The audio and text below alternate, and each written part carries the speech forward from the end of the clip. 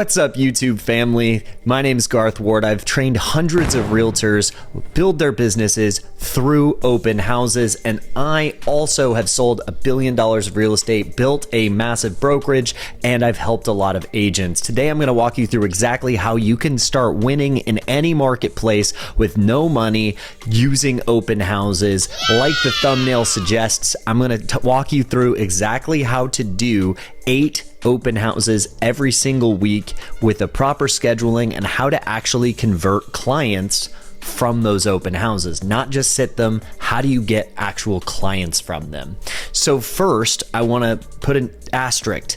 If you're a newer agent, you don't have any listings, do not worry. This is a style and a way of doing business that doesn't require you to have any listings at all. You should actually be hosting open houses for other agents. And here's why.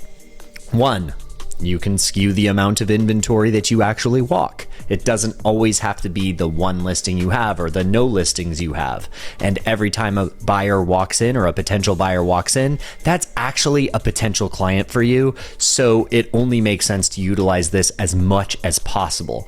The agent whose listing it is going to get a win as well, because a lot of them don't like to hold their own open houses and it's free advertising for them anyways.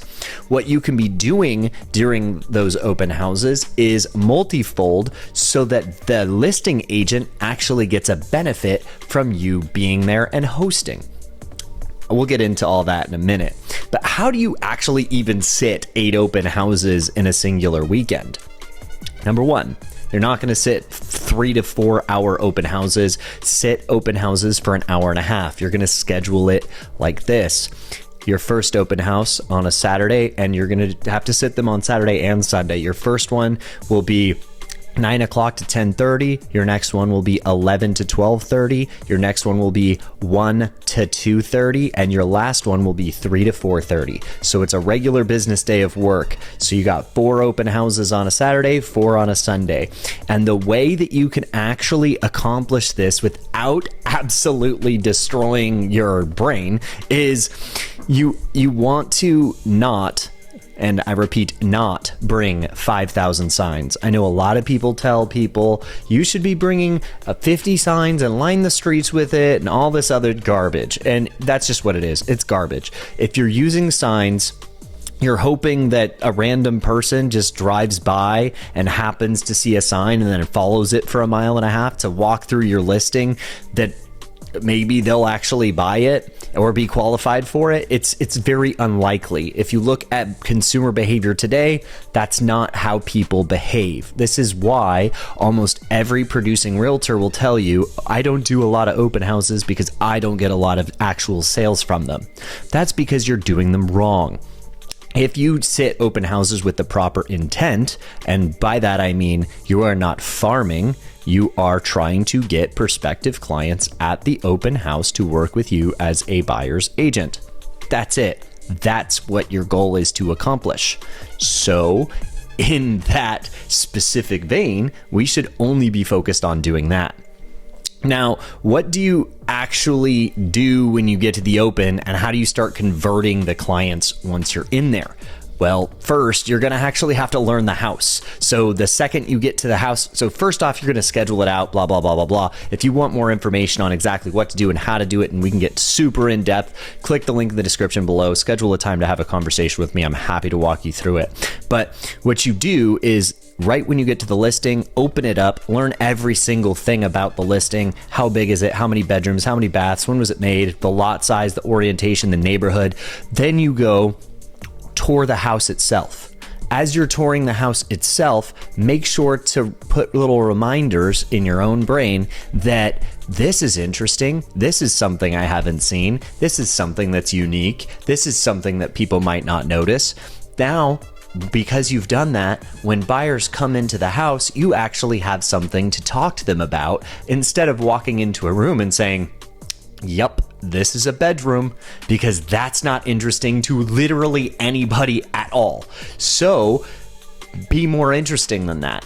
When people are walking into your open houses, they're likely going to walk into 6 or 7 open houses that day.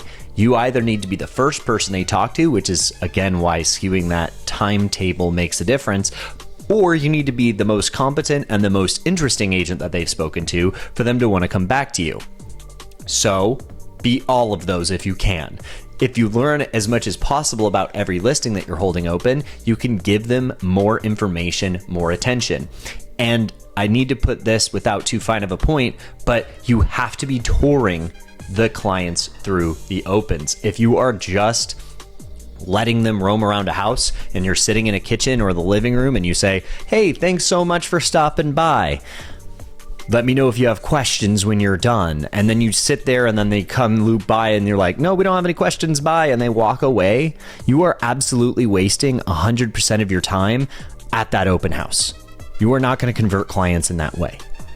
Period. You're wasting your time. You need to be touring them through the house. You need to be guiding them through the entire process, and it helps when you've already learned everything about the house. Now, what do you do when you're there and no clients are there? There's a couple things you can actually do to maximize your time. Number one, make a property video. It's helpful if you get the agent's permission. Right when you get the agent's permission to do the open house, get the agent's permission to do a property video, and you can send it to them when you're done with the open house, along with a breakdown of the way the open house went.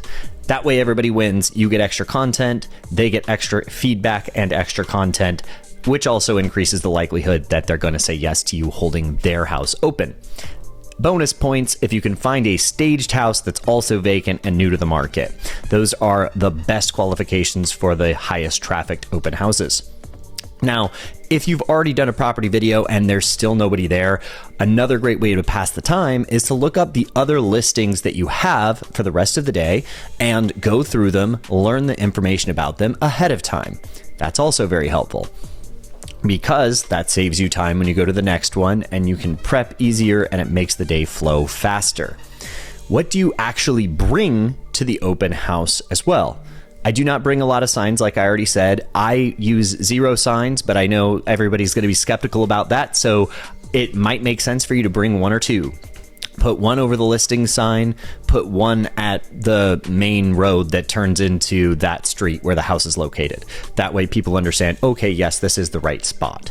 But again, 99.9% of the people are going to use GPS anyways, so it's a moot fact. On top of that, I do not use the flyers that are provided. I do not use anything like that. What I use is a presentation that I already have fully finished and fully dialed in for my services and how a buyer consultation actually looks. It's a full-fledged buyer consultation presentation. And I think that it makes a lot of sense in these downtimes to go through it, record yourself going through it, and ideally you could get through a buyer's consultation in a 5-minute period of time. So if you're having a great conversation with a buyer, at the end of the tour, you can ask them if they've had one. If they haven't, do it on the spot.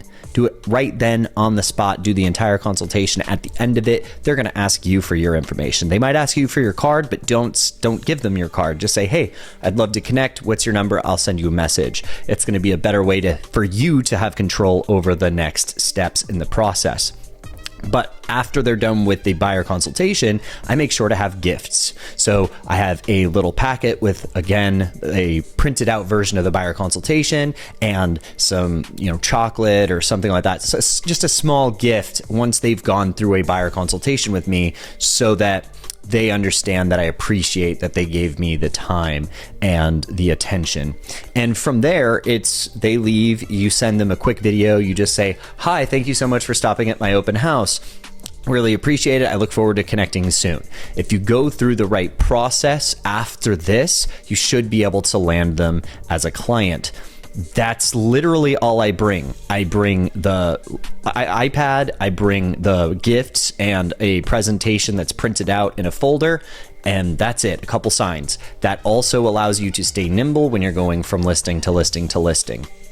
If you guys want more content like this, or you want me to go deep into a real estate subject, I'm happy to do that. Please leave me comments below. I don't know what to make unless you tell me what you're interested in. I really appreciate you joining me. Please like, subscribe, and turn on the notification bell if you're very interested in my videos. I look forward to seeing you on the next one.